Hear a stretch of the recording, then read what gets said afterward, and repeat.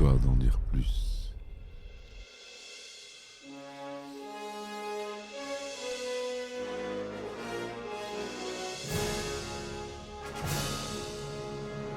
Eh ben attendez, on est en France. Allez, cul sec. Hop.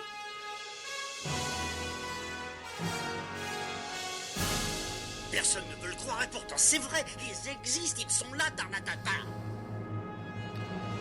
Glow. Il faut qu'on pète.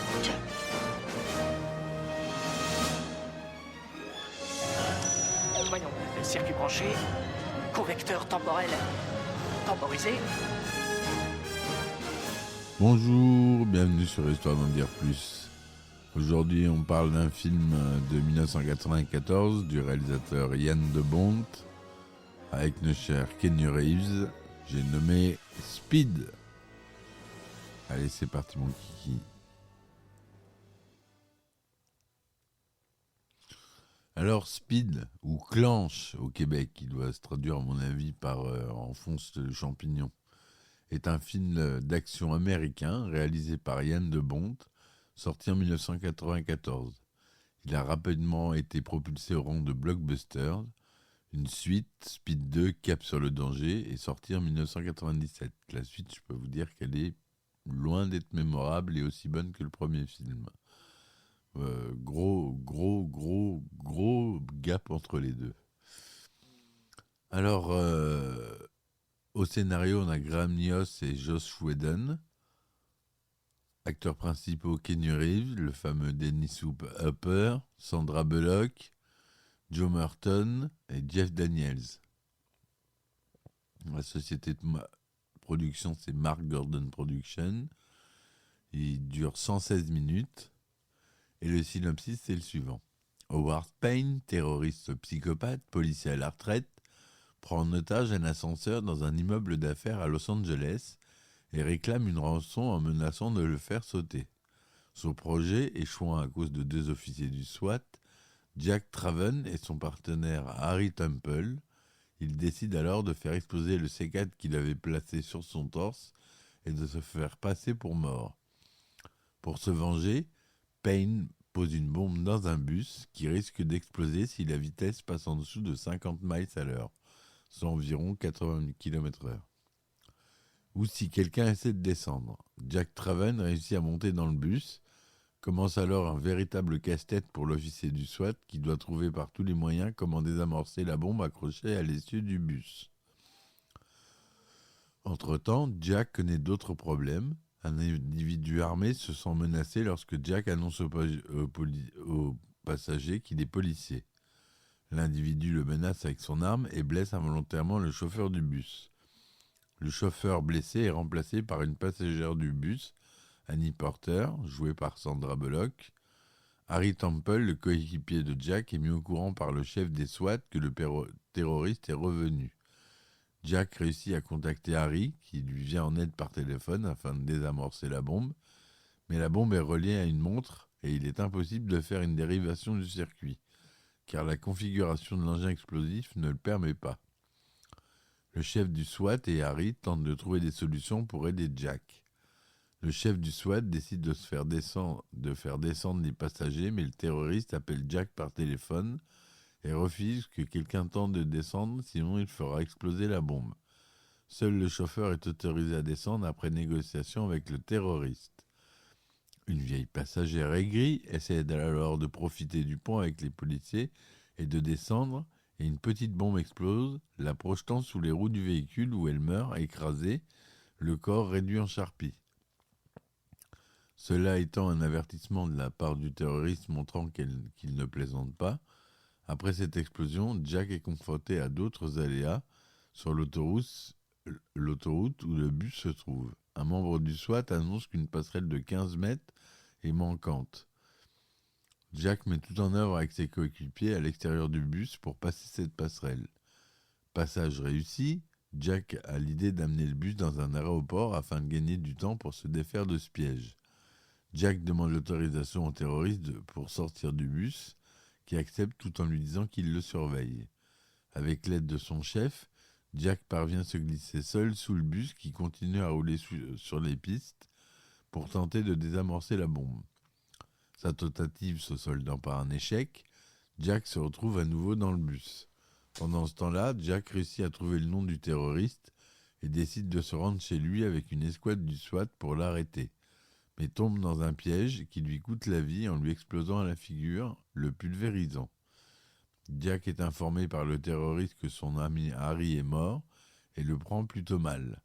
Il découvre que le terroriste les surveille grâce à une caméra cachée derrière le rétroviseur intérieur. Il a alors l'idée de faire rediffuser plusieurs fois la même séquence vidéo pour tromper la surveillance du terroriste et d'évacuer les passagers en les transférant dans un autre bus. Une fois les passagers en sécurité, il ne reste plus que Jack et Annie à bord du bus à la dérive à cause de ses pneus éclatés. Il bloque la pédale d'accélérateur pour maintenir l'allure du bus avant de parvenir à en descendre par le plancher. Le bus est ensuite détruit par l'explosion de la bombe, emportant avec lui un avion. Le terroriste, ne sachant pas que son plan a échoué, pense à aller récupérer sa rançon et découvre juste avant qu'il s'est fait de nouveau avoir par Jack. Par conséquent, il change ses plans et portant un uniforme de police, il va à la rencontre d'Annie qui attend près de l'ambulance qui les a amenés, et elle et Jack, après l'histoire du bus, sur le lieu choisi par le terroriste pour le dépôt de la rançon. Jack se rend compte que la rançon a déjà été subtilisée par le terroriste et décide d'aller voir de plus près. Il voit Annie avec une ceinture d'explosifs placée sur le terroriste. Howard Payne, furieux, amène Annie dans un métro tout en narguant Jack. Celui-ci parvient quand même à monter dans le métro sans que Payne ne s'en rende compte. La rançon était piégée et elle explose, ce qui rend Payne furieux. Il découvre que Jack est sur le toit du métro. Payne engage un combat à main nue avec Jack et meurt finalement en heurtant la tête une borne lumineuse qui le décapite. Jack retourne auprès d'Annie mais ne parvient pas à la libérer des menottes. Jack décide de faire dérailler le métro et se retrouve projeté sur une route en plein Los Angeles. Ayant survécu à l'accident, Jack et Annie finissent par s'embrasser sous les yeux des touristes qui prennent des photos. Voilà un peu pour le résumé du film. Un budget assez confortable de 30 millions de dollars. À la photographie, on retrouve Andrzej Bartowniak, au montage John Wright, certifié ACE. Au costume Helen Mirjernirk. Ça a été tourné en couleur Deluxe 35 mm en 2/39e, son Dolby SR. Il est sorti aux États-Unis le 10 juin 1994 et en France le 24 août 1994. Aux États-Unis, il est rated R et tout public en France. Donc Keanu Reeves joue Jack Traven du SWAT, Dennis Hooper, sergent Howard Payne, ex-policier des mineurs, donc le méchant. Sandra Bullock, Annie Porter, Joe Morton, capitaine Air McMahon du SWAT, Jeff Daniels, Harry Temple, expert en explosifs du SWAT. Voilà pour les plus connus. Le film a reçu des critiques positives et un score de 94% sur Rotten Tomatoes, sur 63 commentaires, avec une note de 7,92 sur 10. Un formidable thriller de popcorn, speed étendu, énergique et avec des performances remarquables de Keanu Reeves, Dennis Hooper et Sandra Bullock. Le film a également une note de 78% sur Metacritic, sur 17 critiques indiquant critique globalement favorable. Les spectateurs interrogés par CinemaScore ont attribué une note moyenne de A, sur une échelle de A+ à F. Aux États-Unis, le film a engrangé plus de 14 400 millions de dollars. Il totalera finalement 121 248 000 dollars sur le sol américain, 8e plus gros succès au box-office de l'année 1994, et 350 448 000 dollars dans le monde, pour un budget d'environ 30 millions. Le film en France a fait 2 403 000 entrées. Il s'est classé en 12e position du box-office 94.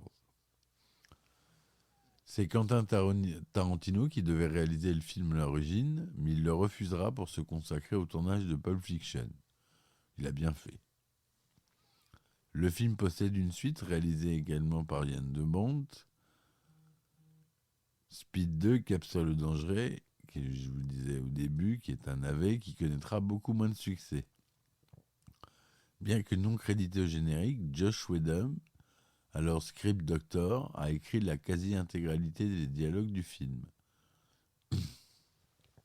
Le rôle d'Annie a été proposé à Halle Berry, puis Ellen DeGeneres avant que Sandra Bullock soit choisie. Le rôle de Jack Traven, initialement écrit pour Jeff Bridges, à Johnny Depp, Tom Cruise ou encore Bruce Willis. Quant au rôle d'Howard Payne, le premier choix était Phil Collins. Speed fait également des 100 meilleurs Heart-Pounding Movies, littéralement films qui font battre le cœur de l'histoire du cinéma américain, un classement réalisé par l'American Film Institute dans lequel on retrouve des grands classiques tels que Psychose ou Le Silence des agneaux. Le bus utilisé tout au long du film est un GM New Look TDH 5303. Ce sont 11 véhicules de ce type qui ont été utilisés pour représenter le bus dans le film. Billy Idol, le chanteur, signe le titre du générique de fin du film. C'est lors du tournage de ce film que Keanu Reeves a appris le décès de son meilleur ami, River Phoenix. Dans une mission du jeu Pursuit Force sur PlayStation Portable, un bus détourné par un gang de militaires et le policier doit prendre le contrôle du bus qui ne doit pas rouler en dessous d'une certaine vitesse, sinon il explose avec ses passagers. Dans le jeu GTA Vice City, l'une des missions consiste à conduire la limousine piégée d'un groupe de rock, un trop grand ralentissement de l'allure de la voiture provoquant son explosion au bout de quelques secondes. Le but est de laisser le temps à l'un des membres du groupe de la désamorcer. Dans la série 24 heures chrono, on peut apercevoir un passage du film à travers le lecteur DVD portable d'un garde qui surveille Jack Bauer. Cette scène se déroule dans l'épisode 7 de la saison 3. Dans une interview pour Combini, Michael Bay a affirmé qu'il était à l'époque très intéressé pour réaliser le film, ce qui en aurait fait sa première expérience en tant que réalisateur. C'est finalement Yann de Bont qui a été choisi. Il a reçu l'Oscar du cinéma 95 pour le meilleur son et le meilleur montage sonore, le BAFTA Awards 95 pour le meilleur montage, le MTV Movie Award 95 meilleure actrice pour Sandra Bullock, meilleur duo pour Keanu Reeves et Sandra Bullock, meilleur méchant pour Dennis Hopper, meilleure scène d'action pour l'échappée du bus et l'explosion de l'avion. Saturn Awards 95, meilleure actrice pour Sandra Bullock, et les Nikkan Sports Film Awards 95, meilleur film étranger. Voilà ce que je veux vous dire sur ce film qui est vraiment prenant. On est accroché à son canapé tout au long du film. On peut dire que c'est fait partie des films devenus cultes, même si c'est pas forcément reconnu par tout le monde, mais je pense que vous l'avez vu et vous devriez le revoir. Allez, je vous dis à bientôt. Supportez-moi, j'ai mis les liens dans les descriptions sur Ulule, Patreon ou Tipeee. Ça me permet de payer les serveurs du podcast et de vous proposer des contenus en bonus. Voilà. Donc je vous remercie de m'avoir écouté et à bientôt pour une nouvelle édition. Histoire d'en dire plus.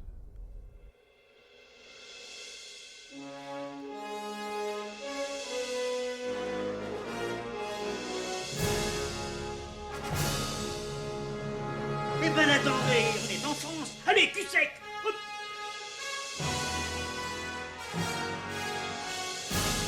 Personne ne peut le croire et pourtant c'est vrai, ils existent, ils sont là, Tarnatata. Le glow. Le glow. Il faut qu'on pète.